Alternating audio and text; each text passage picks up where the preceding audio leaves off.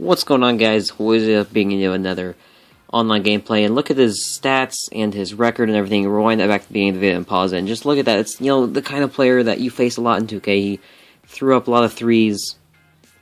At the end of the game, he had like almost 43 shot the whole game, and he put Jamal Crawford in his starting lineup. He took out Redick, which was kind of surprising because he likes to shoot threes.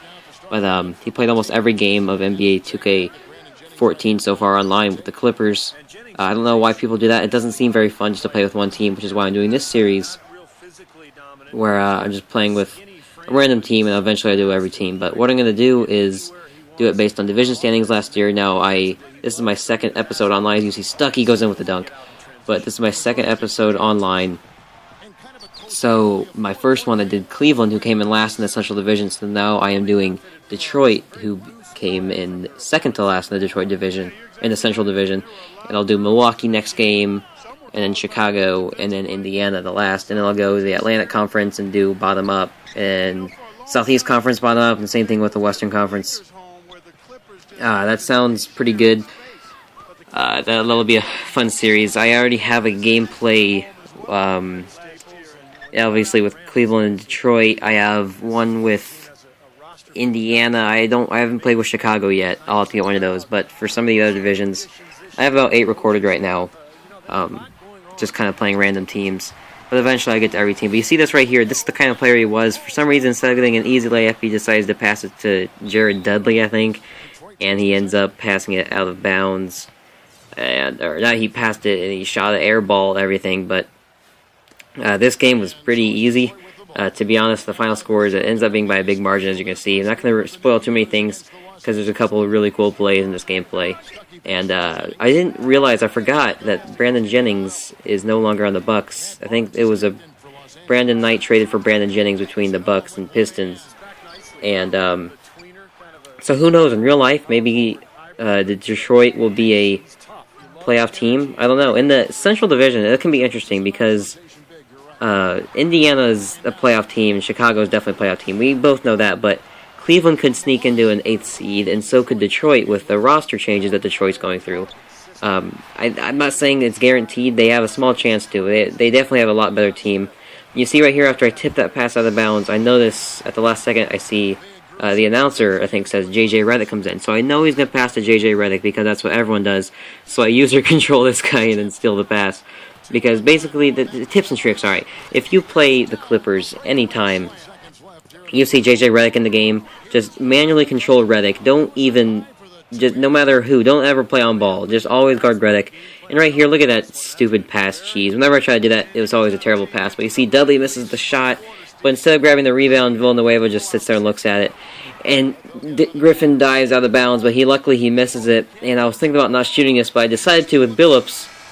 And it goes in. I have no idea. I've never hit a full court. The longest I've hit, I think I hit like half, like in between half court and the 3-point line. But I checked, I had to pause and make sure that counted, because I wasn't sure. And this game had a lot of lag. I don't know if you can tell, but it was very inconsistent. Sometimes there'd be a lot of lag. And look at that ball movement right there. See, this is probably why this game was so easy, is he didn't use a lot of players. I was using a lot of players on my roster. Like, I think Rodney Stuckey was my leading scorer, but I was using Jay Smoove, and I was using Jennings, and a lot of the bench players like Jonas Jerebko and Kyle Singler. And I was just using a lot of players, and he was only really using 3. And that's really what you want to do to win online, is just have variety. You can get away with even play with the Heat. You can just give it to LeBron all the time like everyone does.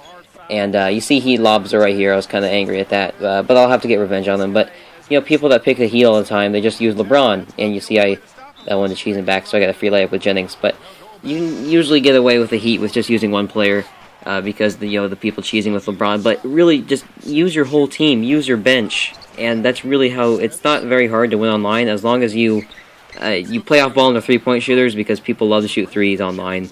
And the defense is terrible in this game. They're programmed I don't know what's up with the programming for the CPU, but it always messes up. And see, Rodney Stuckey was just balling this whole game. He was really the main factor in this game. He was our main player.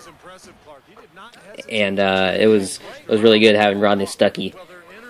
I think he's pretty good in this game. He has he actually has a shot now in this game, and somehow Crawford dunks over everybody. But he has a shot in this game. I made a three-pointer or two with him in this game. Chauncey Billups is also on the Pistons. Billups is pretty good. You see Stuckey again with the dunk. He's definitely the best player on the Pistons right now. In real life, he's not very consistent. But look at this. Look at that. You see, rewind that, and see I did a contact layup for some reason. My guy acted like there was resistance, and for some reason the replay wasn't working the entire night when I was recording these. But there was resistance on his layup. He was acting like someone was riding him, and there was no one there. That's another one of the animations, which is why this game there's a lot of cheese because of the animations, and also because we can't grab a rebound. But luckily he wanted to shoot three, so he passed out of bounds. But I'm gonna get a free for some. I don't know what he was doing, but he gave me a free and one.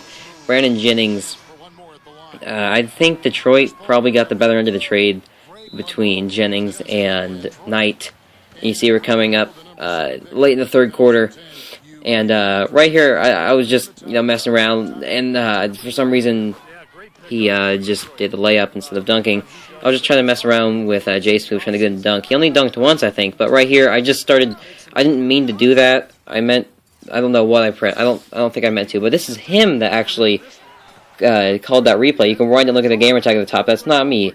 You see, I did another one on purpose just because it was clear I was going to win the game, and he calls it another replay. But that wasn't me, usually it's people get mad when you play replays, but that was him for some reason. I don't know why he was doing that.